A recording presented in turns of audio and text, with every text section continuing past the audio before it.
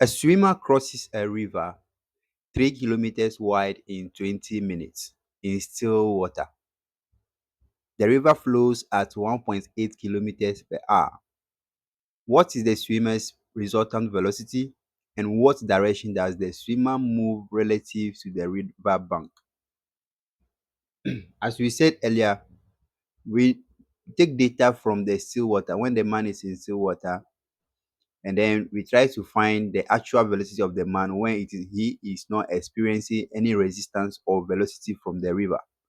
So in still water, meaning that we are assuming the water is not moving. So the only velocity that we can get from there will be the actual velocity of the man, the swimming velocity of the man. So let's take the still water data. So the distance here or the displacement there is 3 kilometers, and then the time taken is 20 minutes. 20 minutes. And the velocity of the distance in kilometers per hour. So we need to convert this into kilometers per hour. This is already in kilometer, and then we need to convert this into hour. We know that 1 hour is 60 minutes. So this is going to be 60 over 20. Then it will give us um 20 over, no, because we are finding an hour, right? Is the opposite, 20 over 60. But what do you mean? You can use the cross multiplication. If 1 hour is to 60 minutes,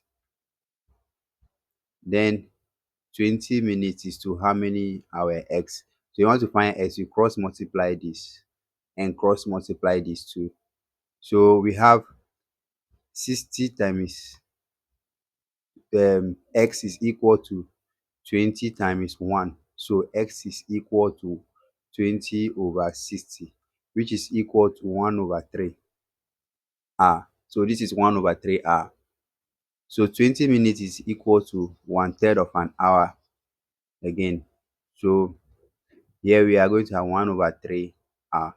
So the velocity is equal to displacement over time, and the displacement is 3 kilometers, and the time is 1 over 3 r. So that's going to give us 9 kilometers per hour.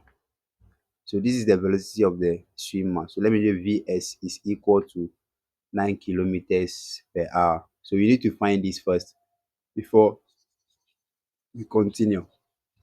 The next one is, now that we know the velocity of the man, we're now going to find the relative velocity of the man when he is swimming in this particular water body. Here is a river, so the river has its own velocity. So the river flows at 1.8 kilometers per hour. So we are going to draw this bank A, and then we are going to bank B. And the river is flowing again. River is flowing, and then we are assuming it is flowing in this direction. And the swimmer is here, and the swimmer wants to reach here. So when the swimmer jumps into water and move in this particular direction, right, it will, we learn that it will be experiencing some resistance from the, because of the flow of the river in this direction. It will be finally be pushing in this direction rather. If they want to flow in this direction, right, they will push a bit, and then they will flow in this direction rather. So they will finally actually take this trajectory. They will actually take this trajectory while trying to take this trajectory, and the river is moving like this. So this give us a velocity, and we'll be needing this theta. When you find this theta, because we want the velocity, the direction related to the bank, right? Because we know that from here to here is 90 degrees. From here to here is 90 degrees. So if you know this small one, we can remove it from 90 to get the remaining one. Okay. So we know that if you bring this right angle triangle out, then we have this velocity of the distance is 1.8, and that of the man is 9. Now we are looking for the relative velocity or the resultant velocity. Let me do V capital R. So this is right angle triangle, and then we said for right angle triangle is going to be equal to square root of the magnitude. It's going to be square root of opposite no the square of the other side, right? Yeah, the squares of the other side. So what I have here is 1.8 squared plus 9 squared. Let's put this inside the calculator. I have my calculator on.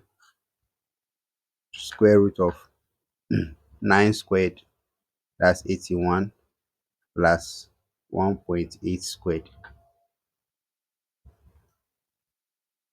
So I have a velocity of 9.17824. So you can continue, right? This is going to kilometers per hour.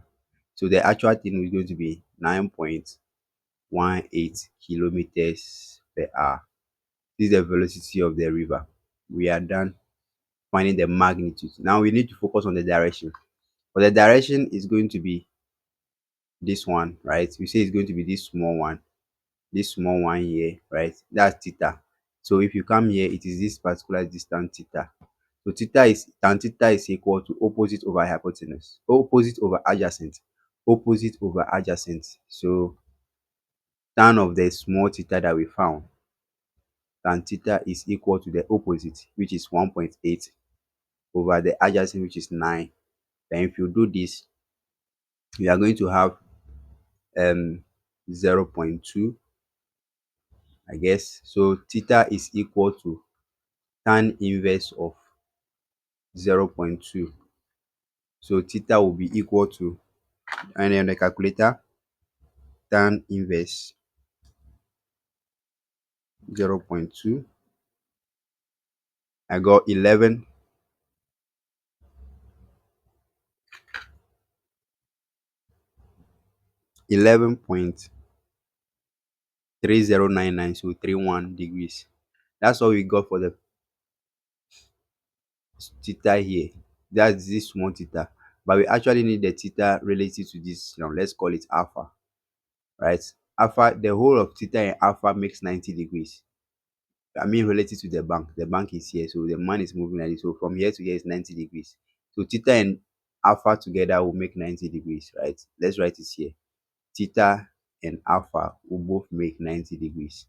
So the what we're actually looking for is alpha, this direction related to the bank.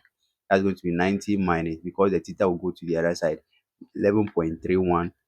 Then what do I have? I have 90 minus the previous answer.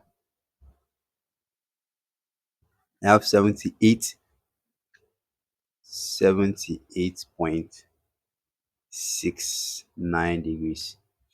So yeah, so finally we found that the man is moving relatively moving at 9.18 kilometers per hour, and the direction 78.69 degrees relative to the bank. We have to say that this is relative to the bank of the river.